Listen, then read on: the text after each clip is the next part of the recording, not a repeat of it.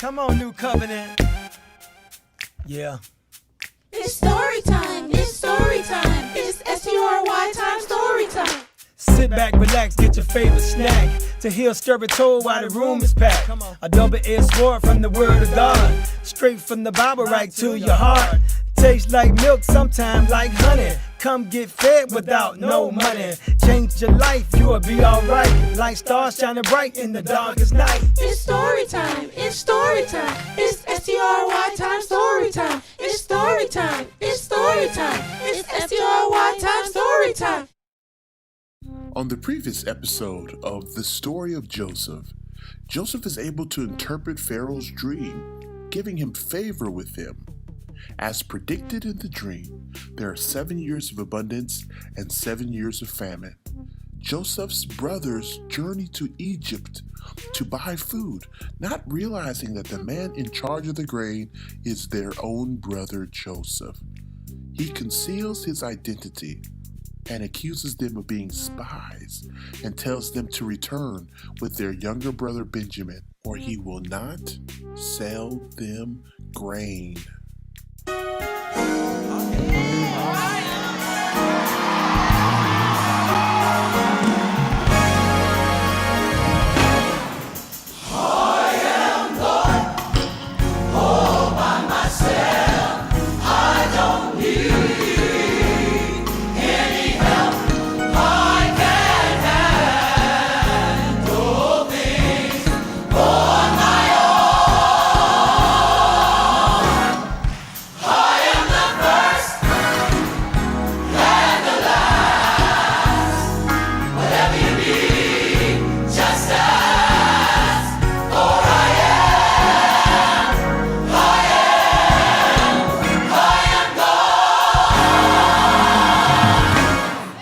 Nice song, guys. It's for Joseph's brothers. Hope they can convince Jacob to let Benjamin go back with them to Egypt. Joseph warned them, "Bring your brothers to me so I'll know if you've been telling me the truth or if you're spies." That you may not die. So if they don't bring Benjamin back to Egypt, it'll be over for the brothers. Ugh. Curtains. Oh no, I am not ready for the story to end. We want a happy ending, Mr. Storyteller. Okay. Well, let's see. What happened next? The brothers started feeling guilty about what they did to Joseph. They said, "We're being punished because of what we did to Joseph when he was a kid. Remember how upset he was when we threw him in the pit? He pled for his life, and we ignored him. That's why this is happening to us." Then Reuben said, "And you wouldn't listen to me when I begged you not to do it. And now we've got some explaining to do." Joseph heard them talking. Even though they didn't recognize him, he heard every word. He turned away and cried.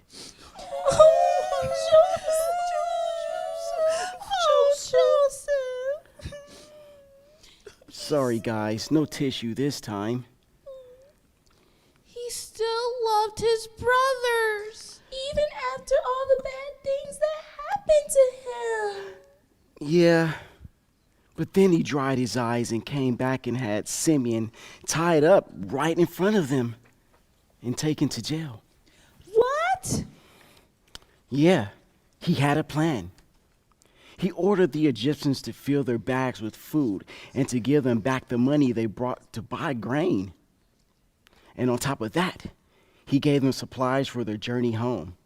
So they went on their way and later discovered that the money they had to buy food had been returned to them. They looked at each other, trembling and afraid. What has God done to us? God gave them their money back? No, the Egyptians gave them their money back. No, Joseph. He made the Egyptians give them their money back. Why, Mr. Storyteller? Perhaps it was another test to see if they were really, really honest men. So when they got back to their father, Jacob in Canaan, they told him all that had happened to them. They said, The man in charge of that land was not very friendly to us. He treated us like we were spies. But we said, we are honest men. We are not spies. We are 12 brothers. The sons of one father. One brother is dead. And our youngest brother is with our father in Canaan.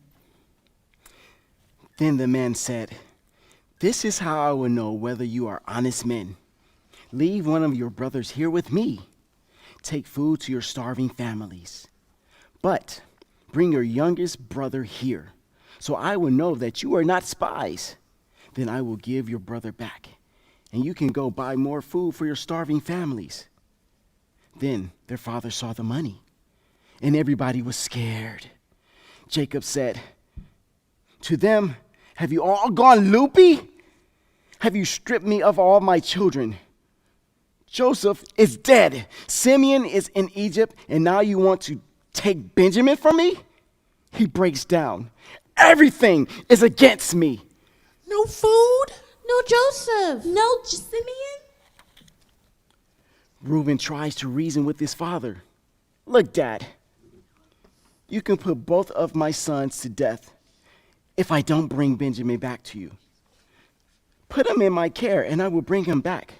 But Jacob said, no way. My son's not going to Egypt with you.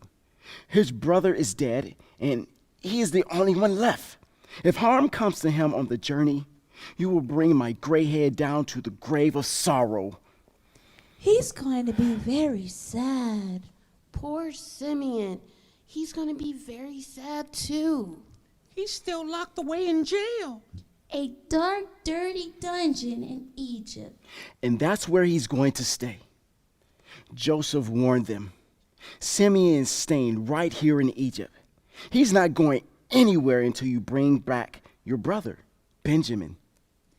What did Benjamin say? Nothing. No one asked him. So that was that. Until the famine got worse and they had eaten up all the food they had brought back from Egypt. They were hungry again. Pretty much. So Jacob said, go back and buy us some more food. Judah looked at him a bit puzzled. Dad, don't you remember what the man in charge of the food said? He warned us. You will not see my face again unless your brother is with you. So if you send Benjamin with us, we'll go down and buy some more food. But if you don't let him go back with us, we're going to starve, all of us, because we can't go back to Egypt without Benjamin. Because the man said, Bring Benjamin or starve. Jacob asked, why did you even tell the man you had another brother? Because he asked them about their family. And he wanted to know what they had been up to. All these years while you had been in Egypt. That was Joseph's way of asking how his father was doing. And he wanted to know if Benjamin was okay too. Hey, Dad, we were just answering the man's questions. How did we know he was going to tell us to bring Benjamin to Egypt? Yeah, and he said he was going to give Benjamin back. So Judah had a bright idea. Send Benjamin with me. We all head back to Egypt. And then you and our families will get to live another day and not starve to death. How about it? I promise he will be safe with me. And if by chance I don't bring him back to you, I will bear the blame before you the rest of my life. Please, Jacob, say yes. Let Judah take Benjamin to Egypt. So you can live and see another day. And you won't have to starve to death.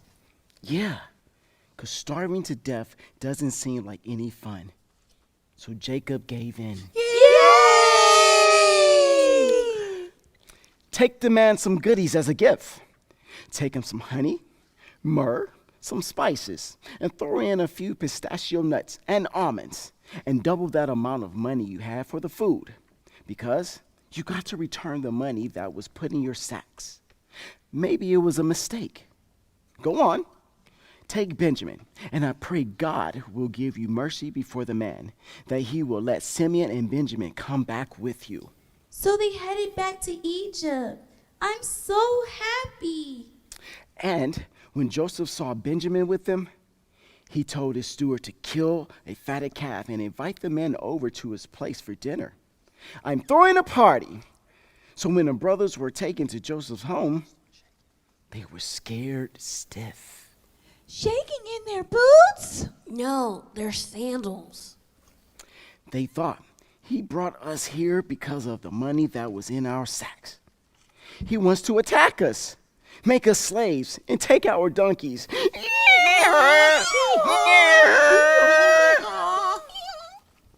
So they went up to the steward and explained about the money and that they had brought back every penny. The steward said, "Everything's cool. Your God has given you treasures in your sack. I got the money, and here's your brother Simeon." Simeon, he survived the dungeon. Oh, I'm so happy! I'm merry and delighted, perpetuous and jubilant. I'm ecstatic and on cloud 9. No, you're not. You're right next to me. That means I'm pumped. Then the steward took the brothers into Joseph's home. When Joseph came in, they gave him their gifts and bowed down to him. A second time, he asked them about their father and if he was still alive. I would say so. He's still alive and kicking. Then he looked over and saw Benjamin, his mother's son. "Is this your youngest brother?" Joseph was so happy to see Benjamin. He had to step out of the room to cry. So touching. After he got control of all of that crying, he told his servants to bring on the food. "Let's eat. Bon appetit."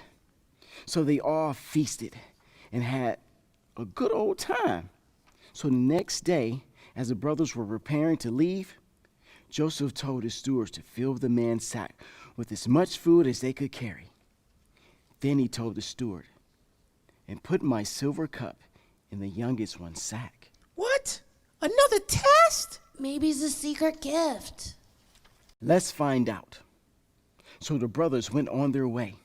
Joseph gave them a stupendous send-off. He gave them food and let them keep all their money.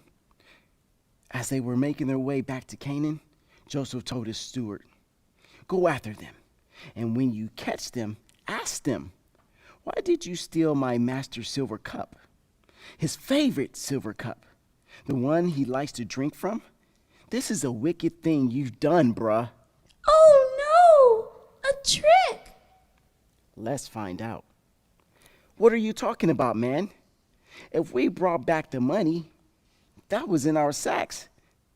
Why on earth would we steal your master's silver cup? Hey, tell you what, check our bags. If you find the silver cup among any of us, the dude is going to die, and the rest of us will become your master's slave." Uh-oh. Something stinks in Denmark. "Very well," said the steward. "Let it be as you say." So all the brothers opened their sacks, and the stewards began his march, from the oldest brother to the youngest brother. "Benjamin, the cup was found in his sack." OMG! Double OMG! Oh my! This doesn't look good!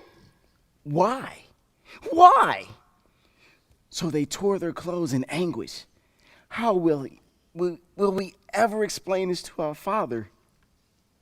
So when Judah and his brothers made it back to Joseph's home, they all fell in, threw themselves to the ground, and bowed down before him. Again? Again. Joseph looked at them. "What is this you have done? You know a man like me can find things out?" Judah said, "What can we say?" What can we say? What can we What say? can we say? What can we say? What can we say? To prove our innocence, we are now your slaves. Joseph said, "Only one man who was found with the silver cup will become my slave." Benjamin? No!